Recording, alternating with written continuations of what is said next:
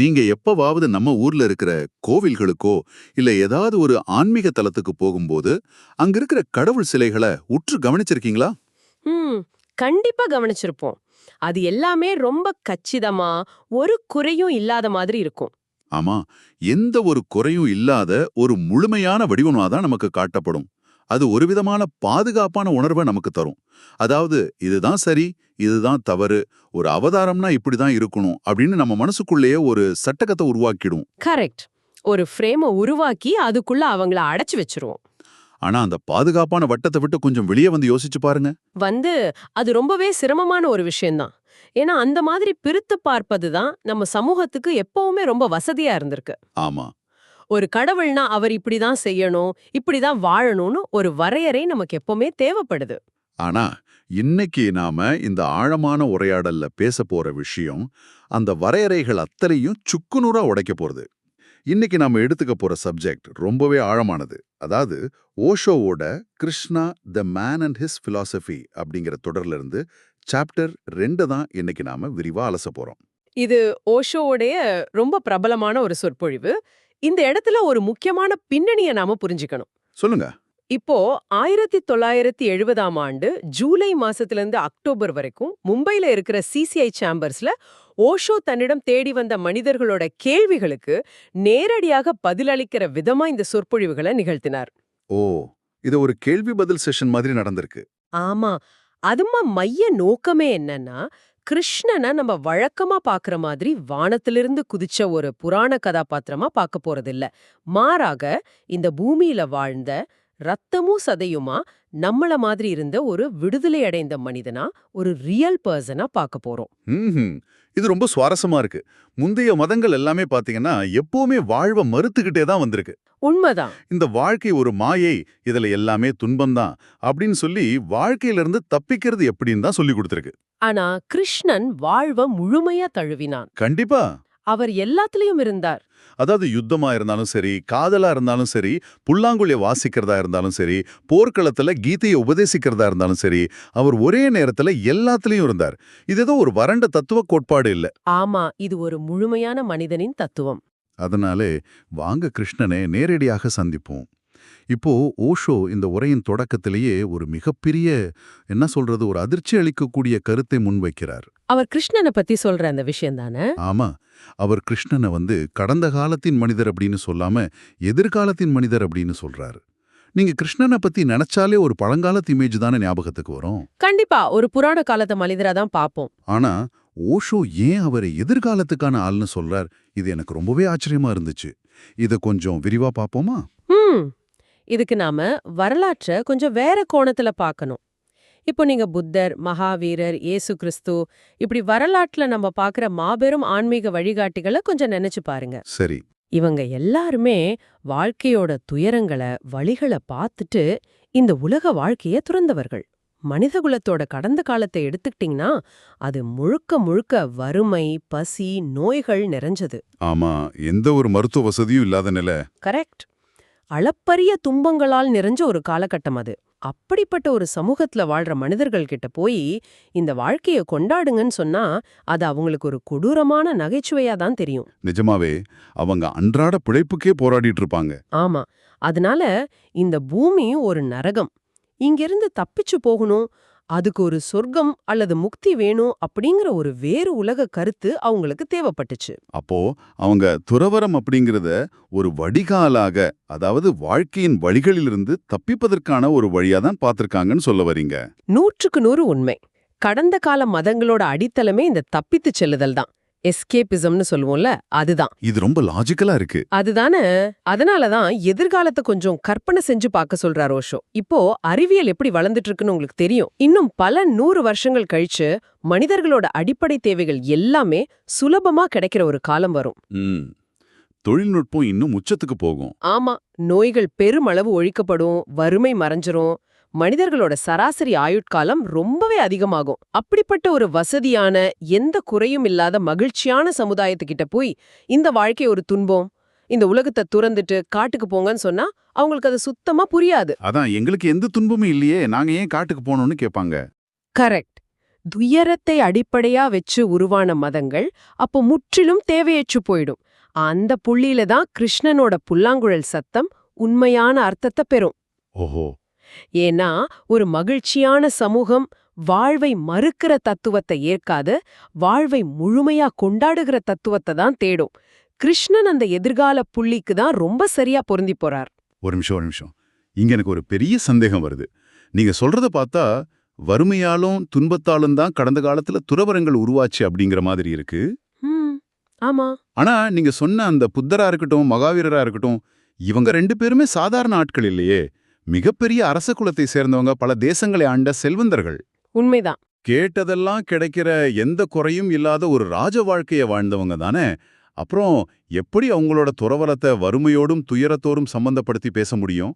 இது இடிக்கிற மாதிரி தோணலையா? பாத்தீங்கன்னா இது ரொம்பவே ஆழமான கேள்வி. இந்த இடத்துல தான் ஓஷோவோட சைக்கலாஜிக்கல் அனாலிசிஸ் ரொம்ப நுட்பமா வேலை செய்யுது. நீங்க சொல்ற மாதிரி அவங்க செல்வந்தர்களா அரசர்களா இருந்தாங்கங்கிறது 100க்கு 100 உண்மை. அப்புறம் ஏன் காட்டுக்கு போனாங்க? அங்கதான் விஷயமே இருக்கு. அந்த எல்லையற்ற மகிழ்ச்சியும் எந்த தடங்களும் இல்லாத சௌகரியங்களும் தான் அவங்களுக்கு வாழ்க்கையின் மேல ஒரு மிகப்பெரிய சலிப்பை ஏற்படுத்துச்சு. ஒரு மனுஷனுக்கு எல்லாமே கிடைச்சிட்டா அடுத்து என்ன அப்படிங்கிற ஒரு விரும்ப வரும் தெரியுமா? ஓ, எல்லாமே அனுபவிச்சாச்சு, இனி என்ன இருக்குங்கிற சலிப்பு. ஆமா. அந்த உச்சக்கட்ட மகிழ்ச்சியில அவங்களுக்கு எந்த அர்த்தமும் கிடைக்கல. அதனால அந்த மகிழ்ச்சி மேல ஏற்பட்ட விரக்தியில தான் அவங்க உலகத்தை திறந்தாங்க. அவங்க வறுமையால காட்டுக்கு போகல, அந்த பொருட்செல்வம் கொடுத்த சலிப்பால காட்டுக்கு போனாங்க. அதாவது துயரத்துல இருந்து மட்டும் இல்ல, அதீத மகிழ்ச்சியில இருந்துமே மனிதன் தப்பிக்க நினைக்கிறான். கரெக்ட். ஆனா ரெண்டோட முடிவுலயும் அவங்க மகிழ்ச்சி அப்படிங்கிற விஷயத்தை நிராகரிச்சுட்டாங்க. இந்த உலகத்துல ஒண்ணுமே இல்லைன்னு முடிவு பண்ணிட்டாங்க. ஓ, இப்போ ரொம்ப தெளிவா புரியுது. அவங்க தப்பிச்சு ஓடுனது துன்பத்திலிருந்து மட்டும் இல்ல, அந்த அர்த்தமற்ற மகிழ்ச்சியில இருந்தும் தான். ஒரு வகையில அவங்க மகிழ்ச்சியும் வேண்டான்னு தூக்கி எறிஞ்சிட்டாங்க. அதுதான் விஷயம். ஆனா கிருஷ்ணன் அந்த மாதிரி ஒரு வேலையை செய்யவே இல்ல.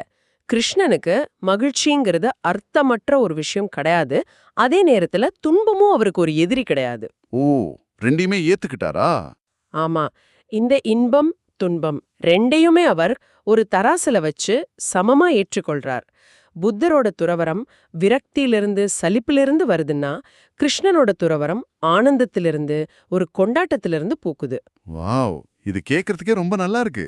அவர் இந்த உலகத்தை விட்டு மக்களுக்கிடையிலிருந்து ஓடிப்போய் ஒரு குகையில உட்காரல.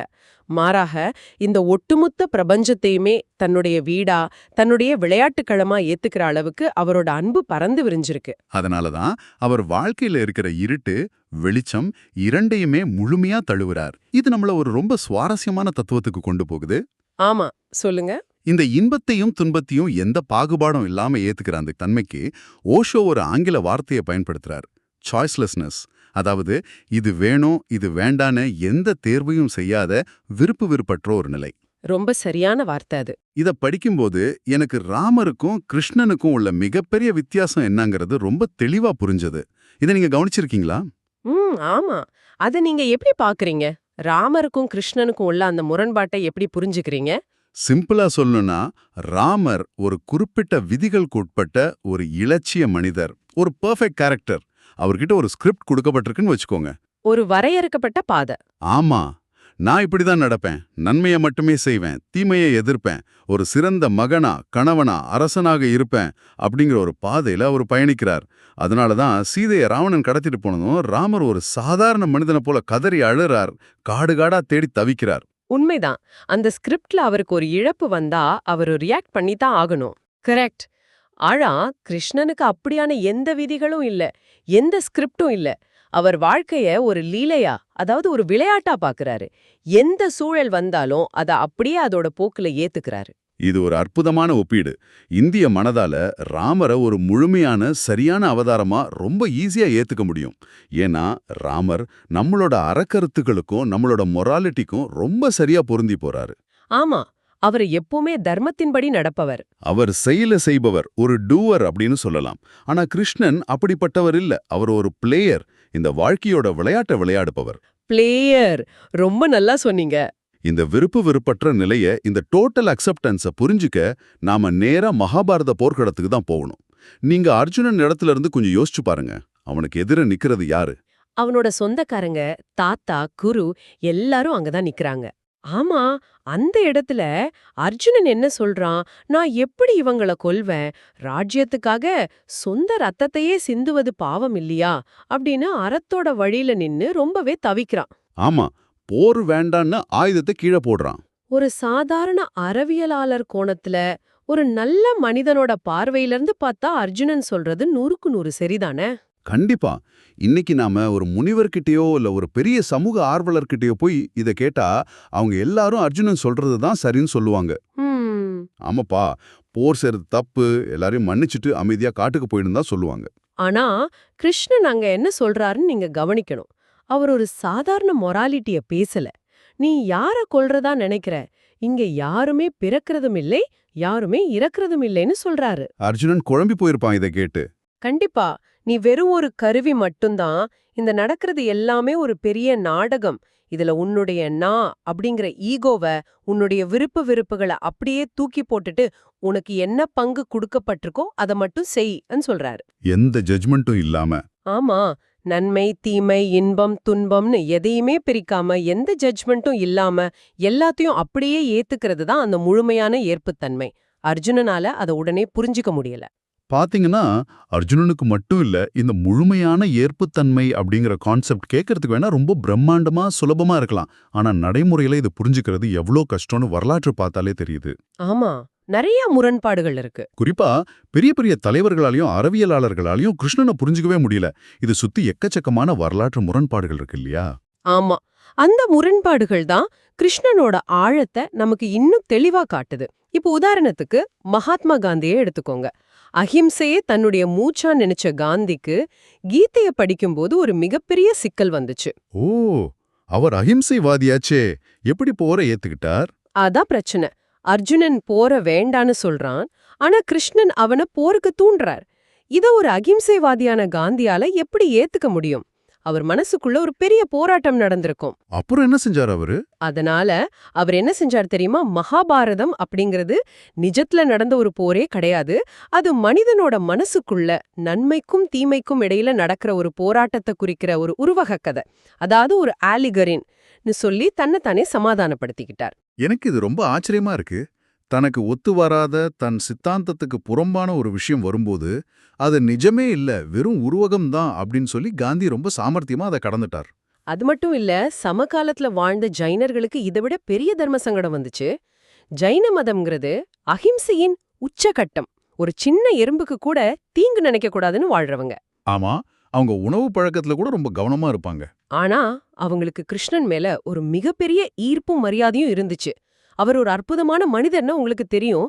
அதே நேரத்துல இவ்ளோ பெரிய மகாபாரத போருக்கு லட்சக்கணக்கான உயிர்கள் சாக காரணமான ஒருவரை எப்படி ஏத்துக்கிறது? இது ரொம்ப பெரிய முரண்பாடாச்சே. அவங்க என்ன பண்ணாங்க? இது அவங்களுக்கு ஒரு பெரிய உளவியல் ரீதியான சிக்கலை ஏற்படுத்துச்சு. அவங்க கிருஷ்ணன் என்ன செஞ்சாங்க தெரியுமா? அவர் போர் செஞ்சதுனால அவங்களுடைய புராணங்கள்ல அவரை நரகத்துக்கு அனுப்புறதா எழுதுனாங்க. நரகத்துக்கா? ரொம்ப பாவம். ஆமா, ஆனா அதே சமயம் அவரோட சிறப்பை விட்டு கொடுக்க முடியாம அடுத்த கால சுழற்சியில, அதாவது அடுத்த கல்பால அவர்தான் முதல் தீர்த்தங்கரரா வருவார்னு எழுதுனாங்க. இத நினைச்சா கொஞ்சம் சிரிப்பு தான் வருது. அதாவது கிருஷ்ணனை முழுமையா ஏத்துக்கவும் முடியல, நிராகரிக்கவும் முடியல. அதனால இப்போதைக்கு அவரை நரகத்துக்கு அனுப்பிட்டு அடுத்த ஜென்மத்துல அவரை பெரியாள் ஆக்கிடலான்னு அவங்க தங்களுக்கு தாங்களே செஞ்சுக்கிட்ட ஒரு உளவியல் சமரசம் இது. ரொம்ப சரியா சொன்னீங்க. இதையெல்லாம் நீங்க ஒரு பரந்த பார்வையில பாத்தீங்கன்னா ஒரு உண்மை உங்களுக்கு தெளிவா விளங்கும். மனிதர்கள் எப்பவுமே தங்களுக்கு என்ன பிடிக்குமோ, தங்களோட கொள்கைகளுக்கு எது ஒத்து வருமோ அத மட்டுமே எடுத்துக்கிட்டு இந்த முழுமையான கிருஷ்ணனை எப்படி துண்டாக்கி ரசிக்கிறாங்க அப்படிங்கறது புரியும். துண்டாக்குறதா? அதாவது அவரை சின்ன சின்ன பீஸா பிரிக்கிறதா சொல்றீங்க. அது கொஞ்சம் விளக்கமா சொல்ல முடியுமா? நம்ம எப்படி அவரை துண்டாக்குறோம்? பல உதாரணங்கள் இருக்கு. இப்போ சூர்தாஸ் அப்படிங்கிற ஒரு புகழ்பெற்ற கவிஞரை பத்தி நீங்க கேள்விப்பட்டிருப்பீங்க. அவர் கிருஷ்ணனோட குழந்தை பருவத்தை மட்டுமே ஆலாதிச்சு அதை மட்டுமே பாடினார். ஓ, அந்த வெண்ணெய் திருடுற கிருஷ்ணன். ஆமா, அவரோட மனசுல கிருஷ்ணன்னா வெண்ண திருடுற குழல் ஊதுற ஒரு சின்ன குழந்தை மட்டும்தான். வாலிப பருவத்துல கோப்பியர்களோட நடனமாடுற காதல் செய்யற கிருஷ்ணனை அவரால கொஞ்சம் கூட ஏத்துக்கவே முடியல. ஏன்? அதுவும் கிருஷ்ணன் தானே. அதுதான் சூர்தாஸோட பிரச்சனை.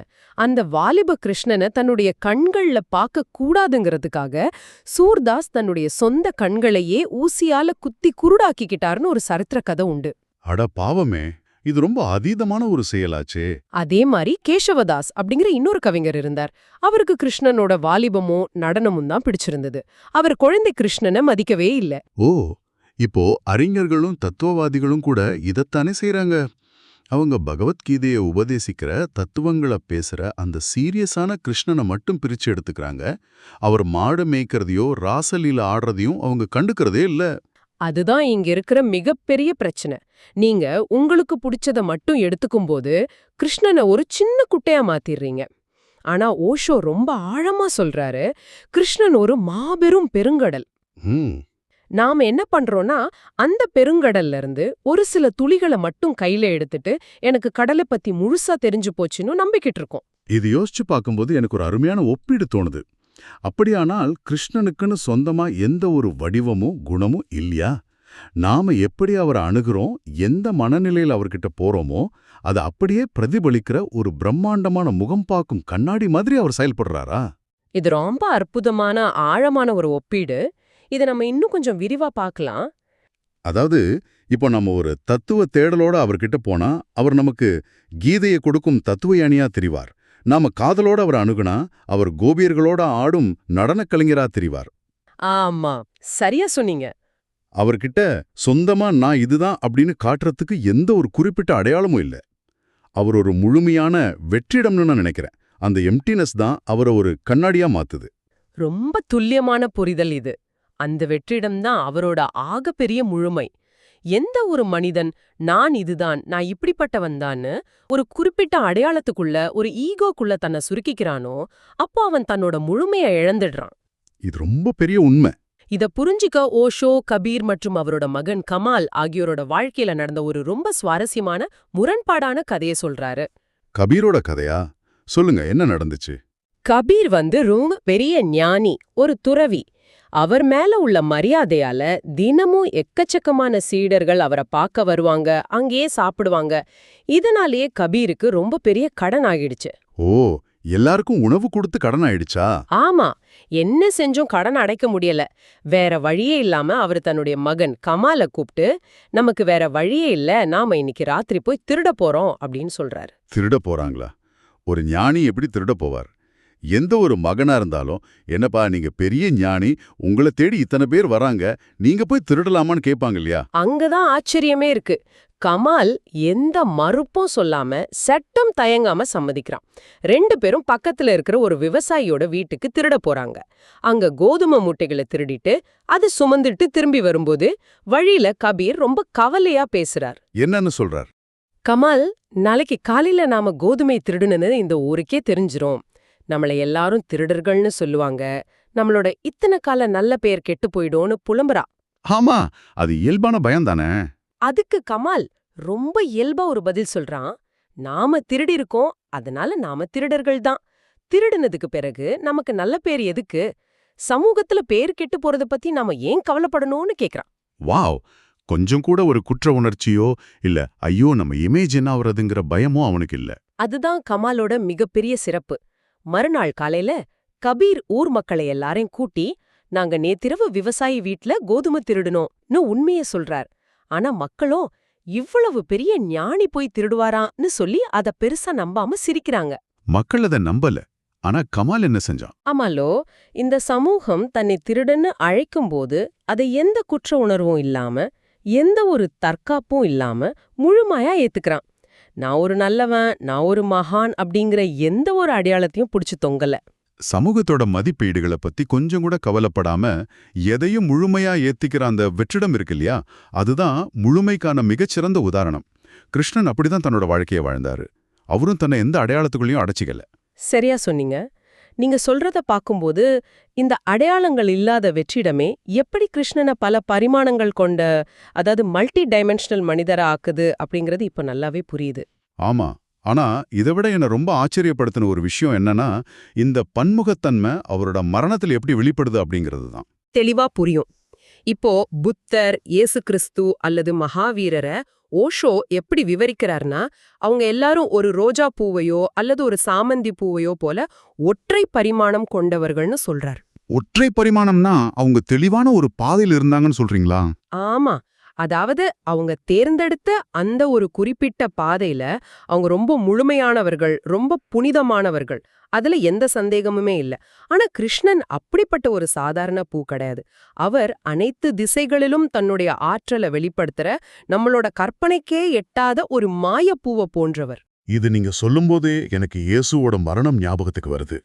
நீங்க இயேசுவோட வாழ்க்கையை எடுத்துக்கிட்டீங்கன்னா, அந்த சிலுவை மரணம் அப்படிங்கிறது பல வருஷங்களுக்கு முன்னாடியே கணிக்கப்பட்ட ஒண்ணு. அது ஒரு மாபெரும் புரட்சியாளரோட வாழ்க்கையில அவர் செஞ்ச போதனைகளுக்கான ஒரு உச்சக்கட்டம். ம். சொல்லப்போனா அந்த தியாகம்தான் ஒட்டுமொத்த கிறிஸ்துவ மதத்தோட ஆணிவேராவும் குறியீடாவும் மாறிப்போச்சு. அது ரொம்ப உண்மையான விஷயம். இயேசுவோட மரணம் அப்படிங்கிறது ஒரு மாபெரும் தியாகம். அதுக்கு பின்னாடி மனித குலத்தை ரட்சிக்கணுங்கிற ஒரு மிகப்பெரிய தெளிவான நோக்கம் இருந்துச்சு. அந்த மரணத்துல ஒரு பிரம்மாண்டம் இருந்துச்சு.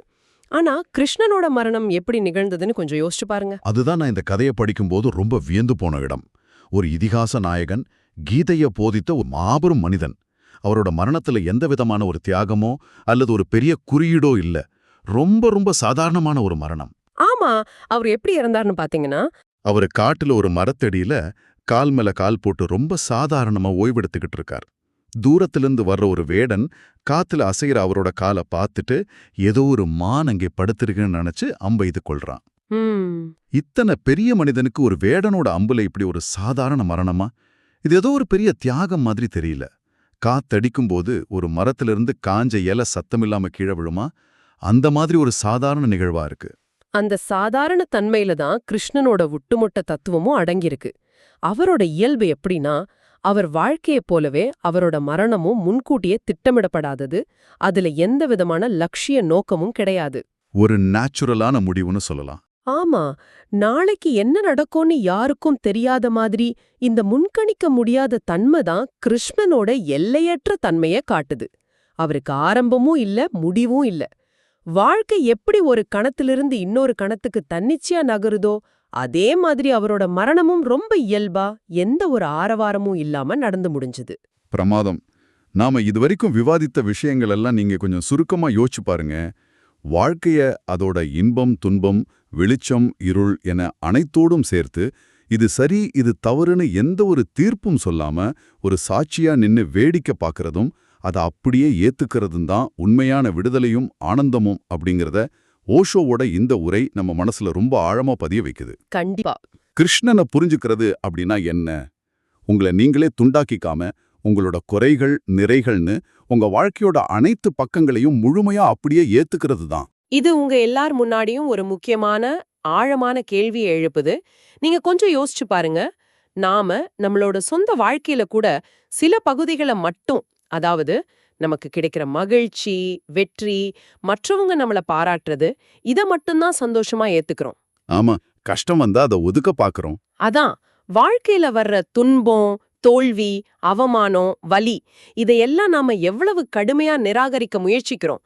கிருஷ்ணனை போல வாழ்க்கையில வர்ற இந்த 2 முரண்பாடுகளையுமே எந்த ஒரு எதிர்ப்பும் இல்லாம, இது எல்லாமே ஒரு பெரிய விளையாட்டுன்னு நம்மால பார்க்க முடிஞ்சா, நம்மளோட அன்றாட மன அழுத்தங்கள், தேவையில்லாத கோபங்கள், பயங்கள்லாம் எப்படி காணாம போகும்னு கொஞ்சம் சிந்திச்சு பாருங்க. வாழ்க்கைய அதோட முழுமையில வாழ பழகுங்க. இவ்ளோ நேரம் கேட்டதுக்கு ரொம்ப நன்றி. இந்த Tamil voice reads channel monetisation இல்லாம தான் நடக்குது. இந்த ஆடியோ புக்கும் உங்களுக்கு பயன் தருது என்று நினைத்தால், இந்த முயற்சி தொடர்ந்து போக உங்க ஆதரவு மிகவும் உதவும். என்னுடைய இந்த முயற்சிக்கு நன்கொடை அளிக்க விருப்பம் இருந்தால், டிஸ்கிரிப்ஷன்ல கொடுக்கப்பட்டுள்ள UPI ID மூலம் வழங்கலாம். உங்களால் முடிந்த அளவு போதும். சிறிய ஆதரவும் பெரிய உதவிதான். இந்த வீடியோ உங்களுக்கு பயனுள்ளதாக இருந்தால் சப்ஸ்கிரைப் பண்ணுங்க. மற்றவர்களுக்கும் பகிர்ந்து கொள்ளுங்கள். இந்த கருத்துக்கள் அவர்களுக்கும் தேவையாக இருக்கலாம். லைக் பண்ணுங்க. உங்க கருத்துக்களை கமெண்ட்ல பகிருங்க. மனப்பூர்வமான நன்றி.